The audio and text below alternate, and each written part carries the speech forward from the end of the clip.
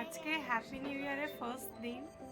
Hello everyone, আমি সোনাই। এই যে আমার সোনা বেটুন, আমি আর মা রেডি হয়ে গেছে।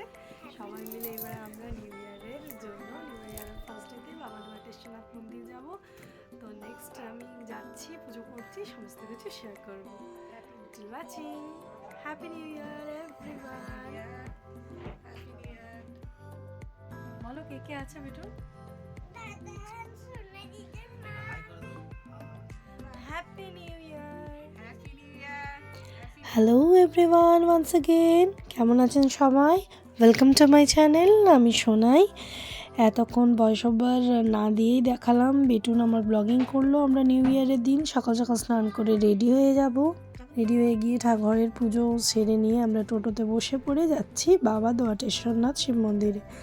তো ঠান্ডার কারণে অনেকটা বেলায় হয়ে গেছিলো যেতে, বাট আমরা ভাবলাম যে আমরাই না, এই যে এত ভিড়, লাইন ছিল তখনও প্রায় আমাদের 40 মিনিট লাইন দিতে হয়েছে। তারপরে আমরা বাবা দুয়াটেশ্বরনাথের মাথায় জল ঢেলে পুজো দিতে পেরেছি। তারপরে আমরা পিছন দিকে আরও ঠাকুর মন্দিরগুলো দর্শন করছিলাম আমি আর মা। তো প্রচুর লাইন পড়েছিল।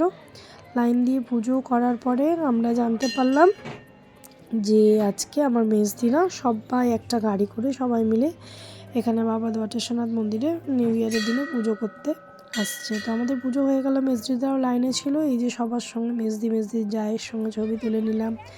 বাইরে আরও কিছু দুস্থ মানুষজন বসেছিলেন, তাদেরকে সেদিনে কিছু লাড্ডু নিয়ে গেছিলাম, দিলাম। তারপরে এই যে এখানে সবাই বসে আছে এবং আরও ওইদিকে সব মানুষজন ছিল, সবাই মেজদির সঙ্গে এসেছিলো। তো এখানে কিছু গ্রুপ ফটো সেলফি নেওয়া হলো। তো যাই হোক, সূর্যটা ওইদিকে পড়ার কারণে ভালোভাবে ফটোগুলো আসেনি, তার মধ্যে কিছু ফটো একসঙ্গে এখানে তুলে নিলাম বাবা দুয়াটেশ্বরনাথের মন্দিরে। জানি না তখন ক্যামেরাটা কি হয়েছিল। তো ওরা বাড়ি ফিরে গেল, আমরাও বাড়ি এসে বাপির সঙ্গে কিছু ছবি তুলে নিলাম মন্দির থেকে আসার পরে। তারপর তো বেটুন ওর দাদানার সঙ্গে বদমাইশি করছিল, একবার হেয়ারব্যান্ড পরিয়ে দিচ্ছে, একবার মালা পরিয়ে দিচ্ছে, একবার ব্রেসলেট পরিয়ে দিচ্ছে, এগুলো পরে ফটো তুলো। ও এইভাবেই আমার বাপিকে এন্টারটেন করে থাকে। তো তারপরে আমরা সবাই মিলে যে তখন সেই মুহূর্তে বাড়িতে ছিল, তো আমরা ফটো তুলে নিলাম। এই যে বাপির সঙ্গেও ফটো তুলে নিলাম আমরা দুজন মিলে। বাপি ঘাড়ের উপরে চেপে গেছে, এখানে মা ভিডিও করে দিচ্ছিল। তারপরে বাপি বলছে এই আমার কোমর গেল। বাপির সেই মুহূর্তে একটু হালকা কোমরে ব্যথা ছিল। তারপর অনেকটা লেট হয়ে যাওয়ার কারণে আমাদের প্ল্যান বি ছিল, অনেকে প্ল্যান এ কাজ করে। তো সেদিন বৃহস্পতিবার থাকার কারণে আমাদের বাড়িতে এসে পোলাও আর পনির বাটার মশলা করার ছিল, বাট অনেকটা লেট হয়ে যাওয়াতে আমি মাকে বললাম তোমার তো লুচির আটা রেডি আছে এবং আলুর দম সকালে মা করেছিল। তো বললাম এখন লুচি, আলুর দম, নলেন গুড়ের রসগোল্লা এসব দিয়েই আমরা ব্রেকফাস্টের জায়গায় লাঞ্চটা সেরে ফেলি।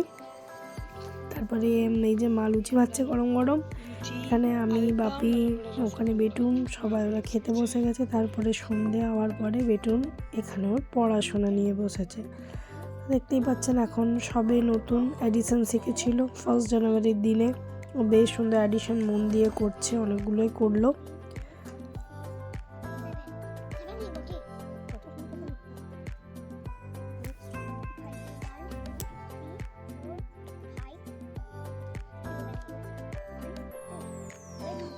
সেদিন তো নতুন শিখেছে, তাই ভীষণ মজা লাগছিল, মজা করেই মন দিয়ে করছিল। এগুলো কমপ্লিট করার পরে আমাকে বললো পাশে আমাকে আরও কয়েকটা দাও। তো আমি পাশে আরও লিখে দিলাম ওকে নাম্বারসগুলো। তো মন দিয়েও অ্যাডিশন করছে।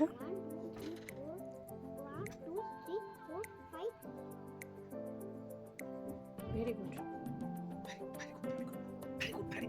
নেক্সট নিচেরটা করে দেখিয়ে দাও আমাকে।